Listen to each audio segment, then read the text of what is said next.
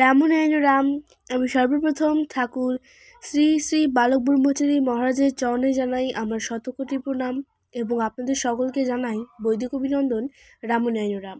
এই বলে আমি আজকের তত্ত্ব ও আলোচনা শুরু করছি।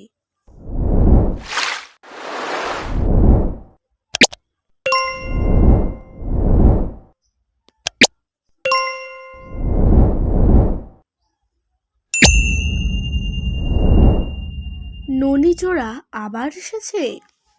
দেখতে দেখতে 2 বছর পার হলো।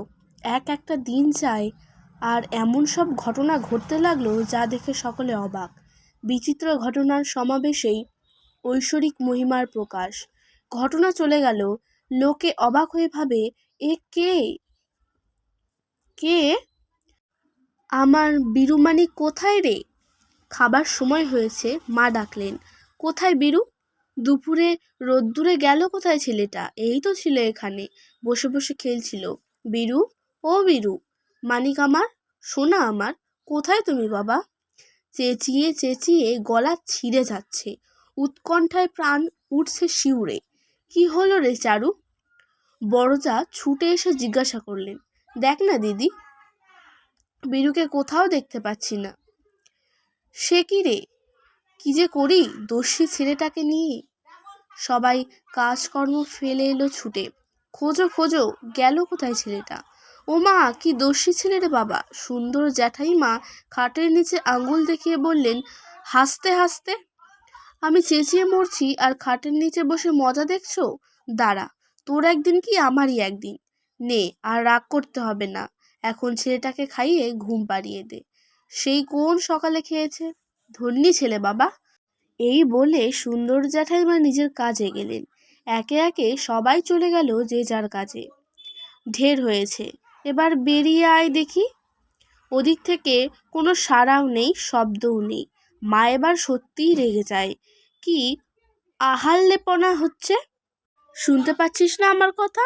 এই হতবাগা, বলে স্নেহে অভিমানে কৃত্রিম রাগে মা বীরুর পিঠে মারলেন এক মৃদু চর। বীরু যেন একটু চমকে উঠল। ধ্যান গম্ভীর মুখে সুদূরের স্বপ্ন, সে স্বপ্ন যেন প্রাত্যহিক দুনিয়ার কঠিন আবরণের আঘাতে গেল ভেঙে। সমুদ্রের প্রশান্ত আনন্দ ঘন মূর্তি বাইরের ঝড়ে হয়েছে ব্যাহত। অশান্ত মন সংসারের আবর্তে আবার পাকে জড়িয়ে পড়ল।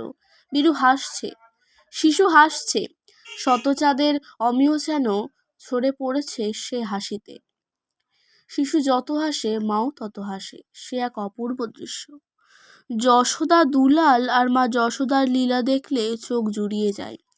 মনে হয় যেন স্বর্গ এসে নেমেছে বৈদিক বাড়ির আঙিনায়। মা ছেলেকে খাটের তলা থেকে টেনে বের করে নিয়ে এলেন।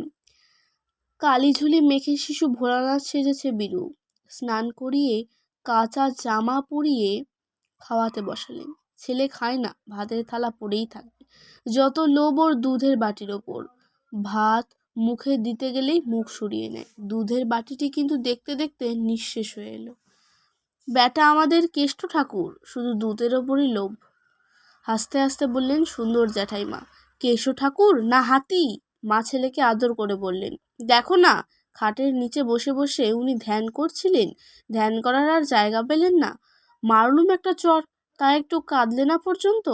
এমনভাবে তাকালে যেন কিছুই হয়নি, সবে যেন ঘুম থেকে উঠেছেন বাবু। আবার হাসা হচ্ছে, পাজি কোথাকার, নে নে, আর শাসন করতে হবে না তোকে, বলে সুন্দর জ্যাঠাইমা কলতলায় গেলেন স্নান করতে। খাওয়া হলে চারুদেবী ছেলেকে ঘরে নিয়ে গিয়ে খাটের ওপর শুইয়ে নিজে তার পাশে শুয়ে ঘুম পাড়াচ্ছেন।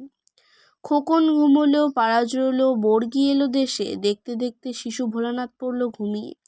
শীতের দুপুর, কেউ কোথাও নেই। সারাদিনের হাড় ভাঙা খাটুনির পর মেয়েরা যে যার ঘরে শুয়ে আছে।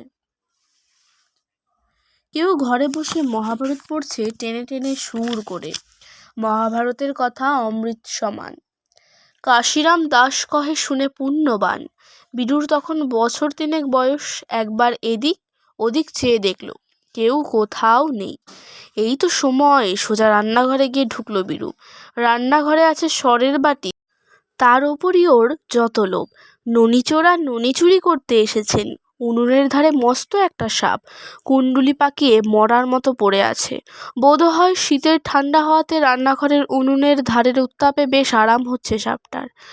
কোনো দিকে তার খেয়াল নেই, মনের আনন্দে পড়ে আছে। বীরু দেখলো সাপটাকে, অমনি রুটিবেলা বেলুনটা নিয়ে তার পিঠে বসিয়ে দিল এক ঘা। সাপের স্বভাব যাবে কোথায়? অমনি ফোঁস করে ফোঁড়া তুলে গর্জন করে উঠল সাপটা। বীরুও বেলুনটা দিয়ে সাপকে মারতে যাচ্ছে, সাপটাও সঙ্গে সঙ্গে মুখ সরিয়ে নিয়ে ফোঁস করে উঠছে। সে এক দৃশ্য যেমন ভয়াবহ তেমনি কৌতুকাবহ। অভিজ্ঞ সাপুড়ে যেন সাপ নিয়ে খেলা করছে। সাপের ফোঁস গর্জন শুনে কে একজন ছুটে এলো, এসে দেখে এই কাণ্ড, সাপ সাপ বলে লোকটা মাথা ঘুরে পড়ে গেল। পাশেই ছিল মাজা বাসনের গাদা, তার ওপর পড়তেই বাসনগুলো সব ঝনঝন করে এদিক ওদিক ছিটকে পড়ল। বাসন পড়ার আওয়াজ শুনে সবাই হন্তদন্ত হয়ে ছুটে এসে দেখে বীরু হেলে দুলে হেসে হেসে বেলুনটা দিয়ে সাপটাকে মারতে যাচ্ছে, আর সাপটাও সমানে সেই তালে তাল দিয়ে মাথা নাড়ছে আর ফোঁস করে উঠছে। ব্যাপার দেখে তো সকলের বুকের রক্ত জল হয়ে যাবার উপক্রম। হাতে পায়ে খিল ধরে গেছে, স্নায়ু শিথিল হয়ে তরল হয়ে গলে পড়ছে যেন, চৈতন্য লুপ্ত প্রায়। সাপটা সমানে লড়াই করে বোধহয় একটু ক্লান্ত হয়ে পড়ল, তাই রণে ভঙ্গ দিয়ে রান্নাঘরের নর্দমা দিয়ে বেরিয়ে গেল ধীরে ধীরে। বেলুনটা হাতে নিয়ে তখন খিলখিল করে হাসছে শিশু বীরেন্দ্র, যেন সুদর্শন চক্রধারী মধুসূদন কালীয় দমন করে এসেছেন। চারুদেবী দৌড়ে এসে ছো মেরে ছেলেকে কোলে তুলে নিয়ে সোজা এসে ঢুকলেন নিজের ঘরে। চোখের জলে বুক ভেসে যাচ্ছে, ভয়ে আতঙ্কে তার বুকের ভেতরটা কেমন যেন করছে। জোর হাত করে বারবার ইষ্টদেবতার চরণে জানালেন প্রণাম। প্রভু, তোমার অপার মহিমা, তুমি করুণা সিন্ধু, তোমার কৃপাতেই সাক্ষাৎ যমের মুখ থেকে আজ আমার বাছাধনকে ফিরে পেয়েছি। হে জ্যোতির্ময়, হে অনন্ত, তোমার চরণে কোটি কোটি প্রণাম। লীলাময়, তুমি ওকে দেখো, ওকে রক্ষা করো, আমি যে কিছুতেই ওকে সামলে রাখতে পারি না প্রভু। রাধা মাধবের কি কৃপা! জোড়হাত করে প্রণাম করতে করতে বললেন সুন্দর জ্যাঠাইমা। কর্তারা শুনে তো আগুন, ওকে এবার থেকে বেঁধে রাখবে, ফতোয়া দিলেন কর্তারা।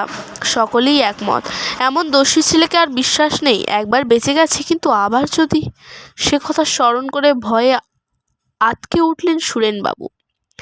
রাধা মাধব ইষ্টদেবতার নাম করতে করতে সুরেনবাবু একবার ছেলের দিকে আর একবার গৃহদেবতার শ্যামসুন্দরের মূর্তির দিকে চেয়ে চেয়ে দেখছেন। শ্যামসুন্দর আর বীরু কি তার চোখে সেদিন এক হয়ে গিয়েছিল কে জানে। সুরেনবাবু সজল নয়নে ছেলেকে বুকে জড়িয়ে ধরলেন। কেন এমন করিস বলতো বীরু? বীরু হাসে, শুধুই হাসে। আজকের তত্ত্ব ও আলোচনা আমি এখানে শেষ করছি। দেখা হচ্ছে পরের ভিডিওতে। ভালো থাকবেন, সুস্থ থাকবেন। রাম নারায়ণ রাম।